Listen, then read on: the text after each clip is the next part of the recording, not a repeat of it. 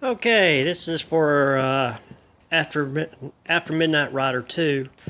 Uh, like I said, this is my first really chopping up a real truck or a car or anything. I've cut a bunch of stuff up, but on the body drop, what I should have done.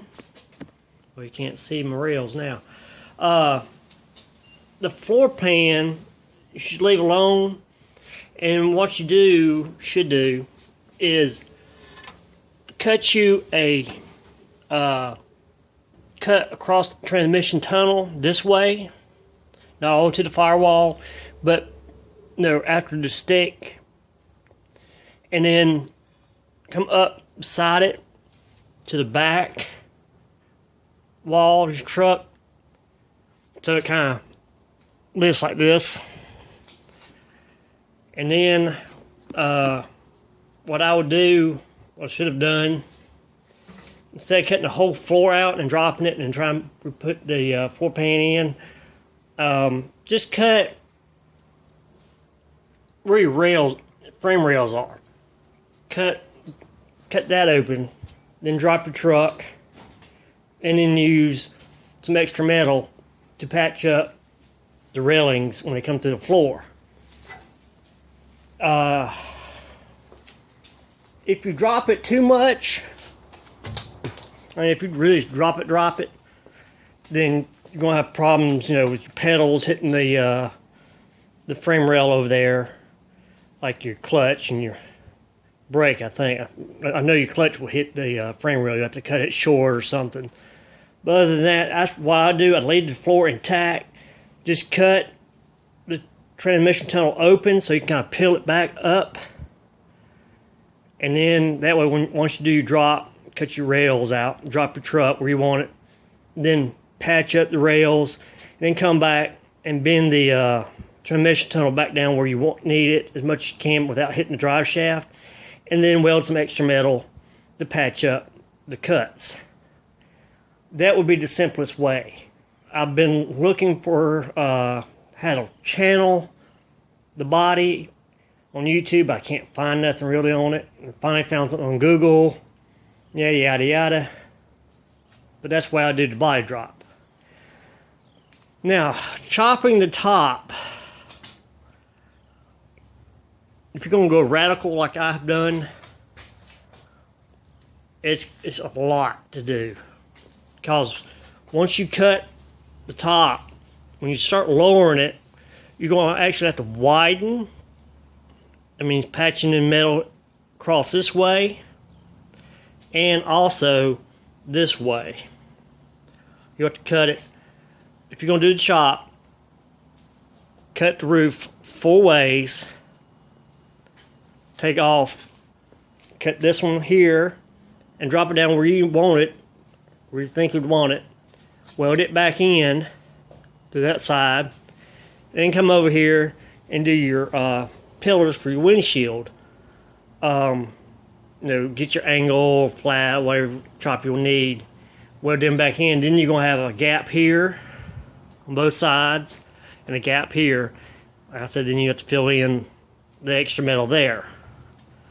I think on one of my older videos, I used the hood off the top of the truck, the engine compartment, and it fit really good. I had a lot of extra, and I bent it and cut it. It does work. You just have to put some of those supports in back here and up here, but you could use your back piece here and cut it down and use some of your hood to patch in. Let's get another idea. I've had this truck several different ways. I've cut the frame, I shortened it. I decided to push the wheels back. I am going to get some wider tires. I do like your tires on your truck. I love them Cragars. So, like I said, I've had this truck a whole bunch of different ways. I finally, me and my sons finally got together and kind of talked. We're going to leave it a convertible. I'm probably gonna go to a place and just after a while and have I'll make some supports I can take off and fold up, you know, like a tent pole or something like that, but you know, stronger metal. So you can take it apart, kind of roll it up, put it back behind the seats, and I'll have them make a canvas top for it. And I'll just have them use like the boat snaps, you know, you put the cover over it and you turn the little thing and lock them in. I'm not going to be running this truck. It's a rat rod. It's just a fun little toy for me. I'm going to just run it like, you know, during the summertime to like rat rod shows, stuff like that. Nothing major. No long distances. I'm not hauling anything. I'm going to be pulling no trailers. But other than that, I think that's what you should do. I say cutting the floor pan out, do the channel drop. And the chop top, it's a lot harder than you think it is. Just because when you start cutting and dropping, like I said, you know, it's wider at the bottom than it is at the top. So when you start lowering it, the more gap you're going to have in here. So that, and there's another way. If you want to leave the whole windshield the same size, you could come back and cut some notches in here on the front side and then push the pillars back, lay it down further back, and then that way you don't have to do so much cutting up here. I think I have to go back on my other videos and look at it. I didn't like that look. The windshield's too wide, so when I lean it back, I really didn't like that look. So that's why I decided to go ahead and chop it. But we're going to do that. And then here, cut a notch here. And cut a notch here.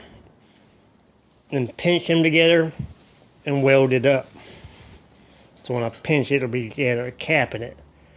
And then we're going to make homemade plastic ABS caps to go over this stuff. Here and here, and it's coming together pretty quick. Now that I finally decided what I'm going to do, I'm going to go get a piece of new steel sheet metal and make me a whole new firewall. I'm going to come back all the way across here. So, and then other than that, I may try to start this thing back up here in a couple hours or so. If I do, I'll start a new video. And it ain't but a 1.9 liter gasoline motor. Something simple. Like I said, it's just a play truck. I gotta just keep my mind occupied. But that's it.